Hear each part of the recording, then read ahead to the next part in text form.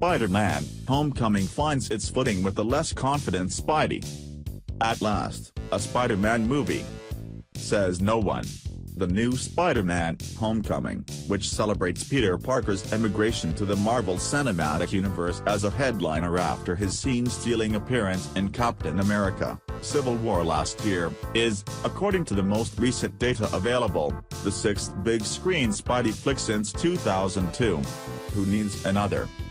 Well, if they're going to be as fizzy and funny and warm-hearted as this, keep 'em coming. A half-dozen features in 15 years isn't an especially spider-sense-stimulating tally, especially for a blue-chip specimen of IP like Cole Webhead, the most singular and beloved of all Marvel Comics heroes. Ed. Note: send your angry emails to the reviewer, care of the Department of Getting Angry Emails. Any sense of fatigue comes from the frequency with which storytellers have restarted the clock. Cop Car director John Watts, like Mark Webb and Ryan Coogler before him, is an indie prodigy injected with super soldier serum and upscale to studio tentpole general. The good news is that his is an energetic and confident vision of the confidence-deficient character, even though Watts is but one of a half-dozen writers who have their names on this thing. Sometimes committees work. Watts and co.'s smartest move is to skip the familiar Stations of the Cross, the violent death of Uncle Ben, with great power comes great responsibility, yada yada, and just get down to business. And business, happily, is less about staving off yet another existential threat to Manhattan/Earth/all human existence than about being a high school sophomore taking advanced placement classes in Queens and keeping an incredible secret. Bright and optimistic, Homecoming plays like the photo-negative of the somber, fatalistic Logan. What they share is a refreshing modesty of stakes. Like Christopher Nolan did in his trilogy of Batman films, Watts gets great results by investing in supporting characters who, in prior tellings, have been undernourished. Marissa Tomei is hugely enjoyable as Peter's Aunt May, sweetly oblivious to her effect on the boys and men in her orbit.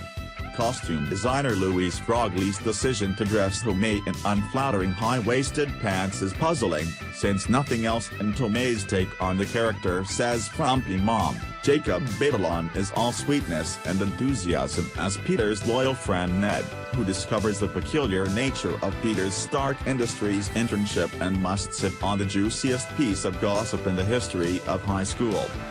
I wish Angry Rice, the superb young Australian actor from The Nice Guys and The Beguiled, had more screen time as Peter's classmate Betty, but Tony Revolori, so great in the Grand Budapest Hotel 3 years ago, is perfectly cast as Peter's tormentor, Flash Thompson.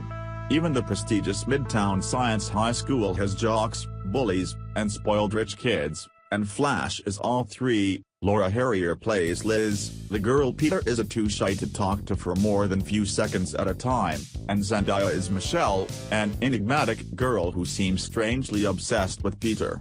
They're all on Midtown's academic decathlon team, one of the extracurricular activities feeling the pinch from Peter's all-consuming double life. In the best of the movie's many grace notes, these high schoolers are forever being subjected to educational videos starring that square-jawed old square, Captain America. Whichever of the 6 writers came up with this deserves a raise. Of course, the Marvel Universe's other grown-up, Robert Downey Jr. is here, too.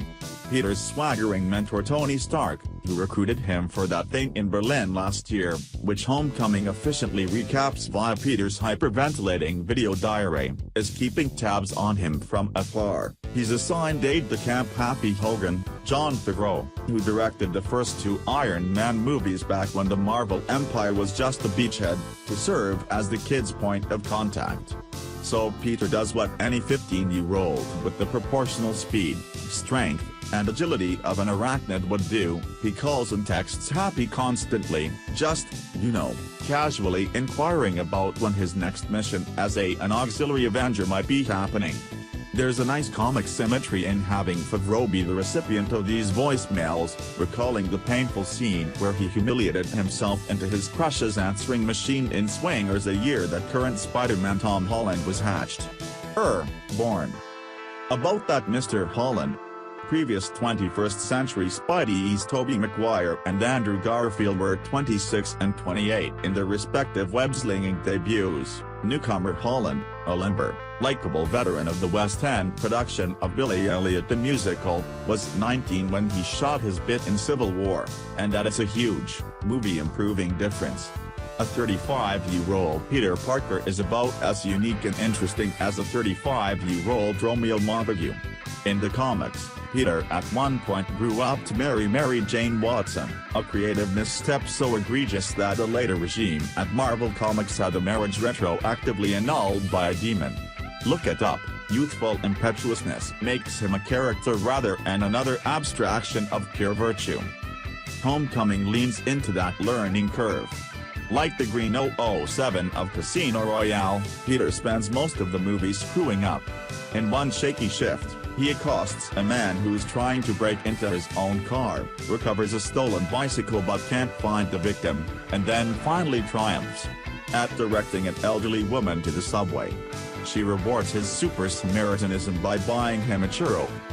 This stuff works like gangbusters as comedy, but also gently underscores the "with great power" theme without being all preachy about it. The movie's entire premise is that Peter is trying to insert himself into the world as an agent of good before he's quite developed the maturity and judgment to avoid making things worse. Homecoming isn't perfect. The cold open, which introduces Batman and Birdman Emeritus Michael Keaton as an appropriately street-level malefactor named the Vulture, is marred by clunky exposition, a conspicuous reference to a deep-cut early 90s Marvel title, and a Rolling Stones song that clashes with the movie's otherwise adroit soundtracking. The Ramones are featured prominently and correctly. Like Peter Parker, they're just lower-middle-class boys from Forest Hills, Queens. But it quickly finds its footing. Watts has a poppy visual sense and a firm command of the frame. One sequence, wherein an injured and demoralized Peter must extricate himself from a pile of rubble, is a loving homage to a famous sequence of Steve Ditko panels from Amazing Spider-Man number 33, published 51 years ago. Homecoming is the kind of winning film that could set him up for another half-century. Or at least until Holland is a washed-up 27-year-old.